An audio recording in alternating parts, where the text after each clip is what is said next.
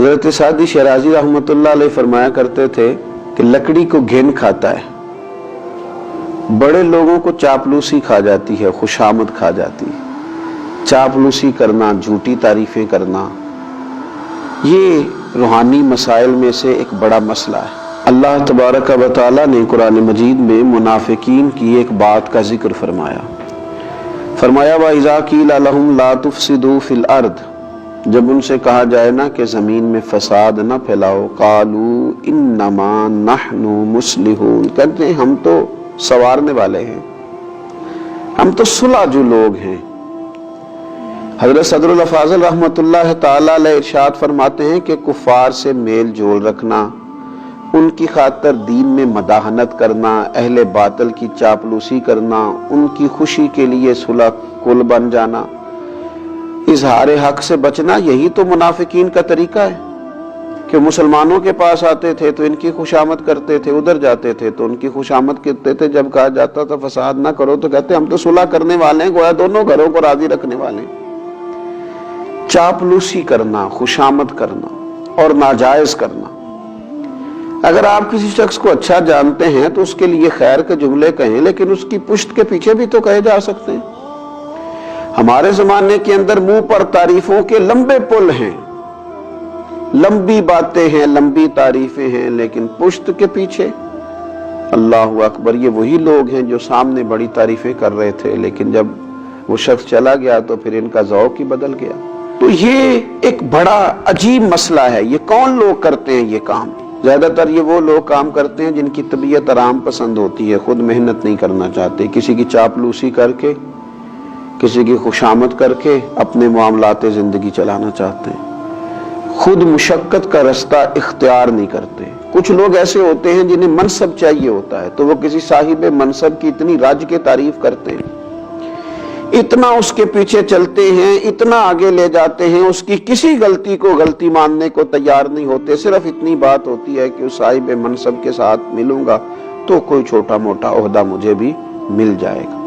کچھ لوگ اس لیے چاپلوسی کرتے ہیں کہ انہیں شہرت کی ضرورت ہوتی ہے،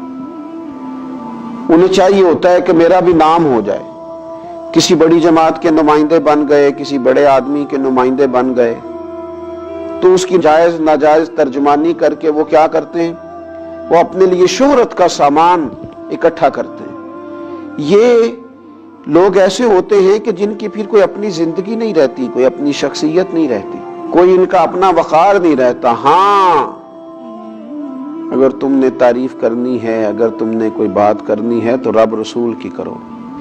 حضور کے صحابہ کی عظمت بیان کرو، نبی پاک کی اولاد پاک کا ذکر کرو، اولیاء اللہ کا ذکر کرو، دین اسلام کی تعریف کرو، دین کی حمایت کرو، دین کے بارے میں لوگوں کو آگاہی دو۔ اور پھر ڈھیر سارے لوگ ایسے ہوتے ہیں کہ جب وہ کسی کی تعریف کر رہے ہوتے ہیں تو پھر انہیں اس کی تنقید بھی کرنی پڑتی ہے اس پر جو اس کا مخالف ہوتا ہے، اس کے دشمنوں کے بارے میں انہیں برا رویہ بھی اختیار کرنا پڑتا ہے۔ اس کا لازمی نتیجہ یہ نکلتا ہے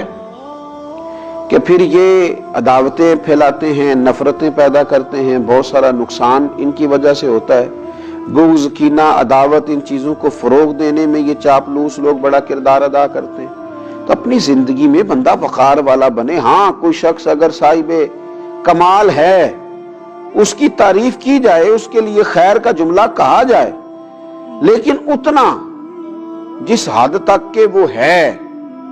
بریلی شریف کے بہت بڑے بزرگ تھے، شیخ الحدیث حضرت مولانا تحسین رضا صاحب رحمۃ اللہ تعالی علیہ، مجھے کچھ ان پر لکھنے کا موقع مل رہا تھا تو میں نے لکھ دیا کہ حضرت تہجد کے وقت اٹھتے ہیں، تہجد پڑھتے ہیں، میری ان سے بڑی عقیدت تھی۔ تو حضرت صدر العلماء رحمۃ اللہ تعالی علیہ مجھے فرمانے لگے، مجھے فون آیا ان کا، کہنے لگے میں تہجد کی نماز نہیں پڑھتا،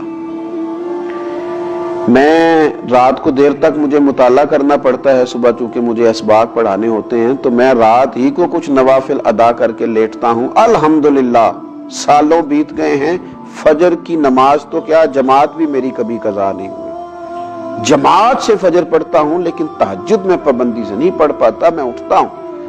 وہ بات لکھو جو خوشامد کے دائرے میں نہ جائے، جو ایسی نہ ہو جو خلاف واقعہ ہو، ہمارے بزرگ اس کو سختی سے ناپسند کرتے، سختی سے۔ ہم نے دیکھا کچھ مشائخ کو دیکھا، اگر کسی شخص نے مبالغہ آرائی کے ساتھ ان کی تعریف کی تو انہوں نے روک دیا، انہوں نے کہا نہ بھائی میں اس منصب کا اہل نہیں ہوں، مجھے صرف وہ کہو جس منصب کا میں اہل ہوں۔ لیکن یہاں خوشامد ہے کہ بڑی لمبی چوڑی ہے۔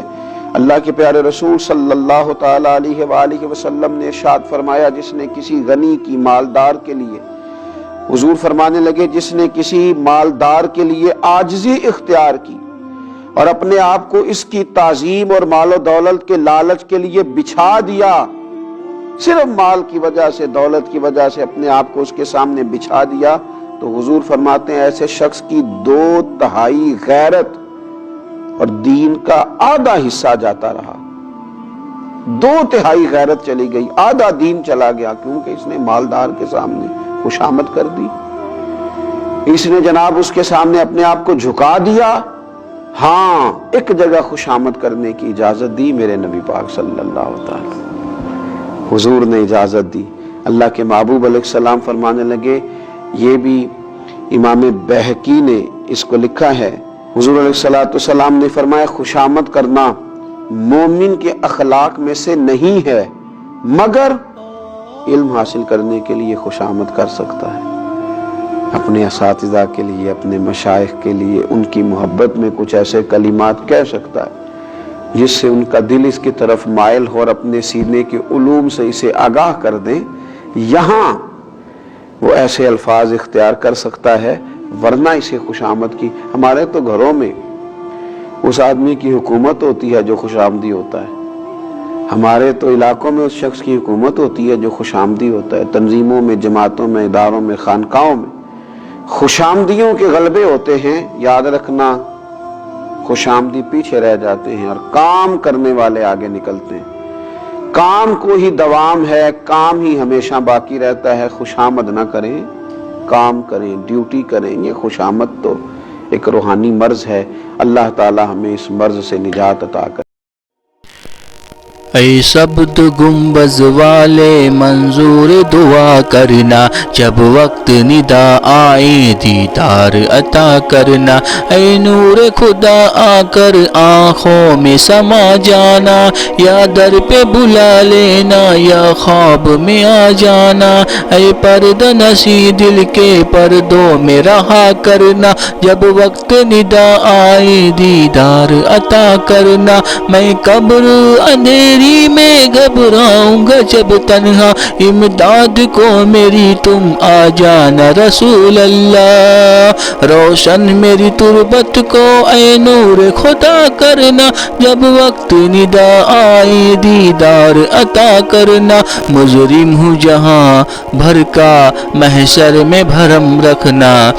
رسوائے زمانہ ہوں دوزخ سے بچا لینا، منظور دعا میری اے حبیب خدا کرنا، جب وقت ندا آئے دیدار عطا کرنا۔